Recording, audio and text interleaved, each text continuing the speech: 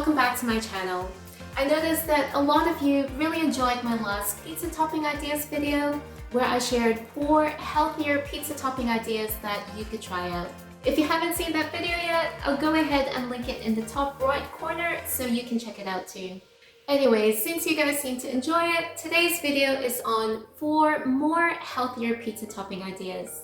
As per normal with my recipe videos, I've gone ahead and added timestamps to each recipe in the description box below, so you can always come back to whatever you feel like having, whenever you do feel like having them. If you aren't already subscribed, please do take the time to hit that subscribe button down below because it really helps to support my channel, and I upload new videos every week on healthy recipes and sustainability. Alright, so let's get on to our 4 more healthier pizza topping ideas. First up is making your pizza base dough. This is a super quick 5 to 10 minute option that's higher in protein and probiotics. In an empty mixing bowl, add 1 3/4 cup of self-raising flour and 1 cup of light Greek yogurt. Give the ingredients a good mix, and when it becomes hard to mix with a spoon, start kneading together with your hands. Once the mixture is well combined to a nice dough texture, cut in half. This makes 2 9-inch pizza bases. This is equivalent to 2 small commercial pizzas. Now, our first recipe is a breakfast pizza. Any excuse for me to eat pizza for breakfast is a win for me, and this is a great recipe to sneak some extra veggies into your loved ones without them noticing. Start off with spreading out your pizza dough in your pan. Then layer on some tomato sauce as your base, and load up with some sliced spinach and quartered cherry tomatoes. You can go heavy-handed on these because these veggies are going to be covered by other ingredients and will wilt down while the pizza is being baked. Next up is some scrambled eggs that I've pre-cooked with a splash of almond milk and seasoned with salt and pepper. When you cook them up in your pan, leave them a little undone so that they're still nice and fluffy after baking on the pizza. Next, sprinkle on some pan-fried diced bacon. And finally, top with some shredded light mozzarella cheese. Bake your pizza in a preheated oven at 200 degrees Celsius on the middle rack for about 10 minutes, or until the base is fully baked and the top is lightly browned. Every oven is different, so just keep an eye on it to make sure it doesn't get burnt. Once out of your oven, I'm going to top it off with a healthier spicy mayo dressing. This is 2 tablespoons of light Greek yogurt, a healthy squirt of sriracha sauce, and seasoned with salt and pepper. Mix up until well combined and drizzle onto your pizza. To finish, I topped it off with some freshly sliced basil from my herb garden, and that's your breakfast pizza.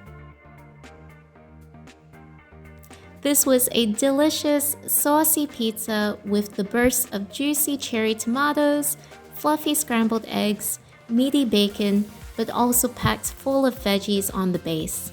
The sriracha mayo gave a nice little kick, and the basil a fresh zing. I was definitely very happy to start the day with this tasty breakfast, and I think it'd be a nice treat if you had kids too. Second on the list is a pork sausage and cinnamon apple pizza. Spread out your dough in your pan. Then we're going in with a garlic base, drizzle on some olive oil and spread out 5 cloves of minced garlic on your base. Then layer on some pre-pan fried purple cabbage. I find that if I pre-cook this, I can get more veggies on the pizza. Then add on some pre-cooked pork sausage. I just browned it up in a non-stick saucepan with no added oil, as the sausage is oily enough on its own. I prefer to pre-cook my meat before topping it on the pizza because it's only going to be baked for about 10 minutes, so this way there's no risk of eating undercooked meat. Okay, back to the pizza. I'm topping it next with some cinnamon apples. This is literally just some diced Fuji apple heated in a small saucepan with a good sprinkling of cinnamon. No need to add any extra sugar or ingredients. Finally, top with shredded mozzarella cheese and bake in a preheated oven at 200 degrees Celsius for approximately 10 minutes.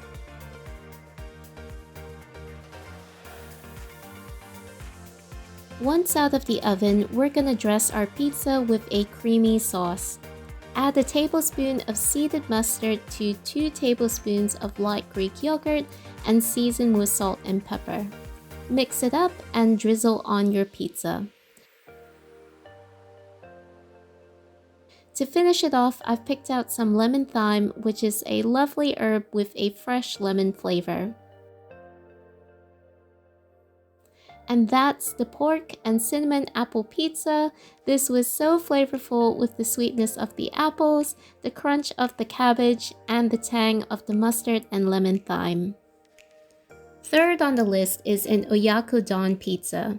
This was inspired by the Japanese rice bowl dish of the same name and is a nice fusion pizza option. First up, pre-marinate sliced chicken with a sauce of 2 tablespoons of light soy sauce, 1 tablespoon of dark soy sauce for color, and 1 tablespoon of honey. Marinate for at least an hour, though it's best to leave it overnight.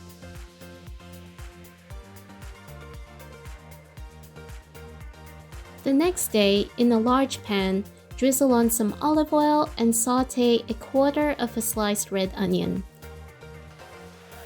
Once fragrant, add in your marinated chicken and toss to lightly brown the meat, then cover to allow to simmer in the sauce.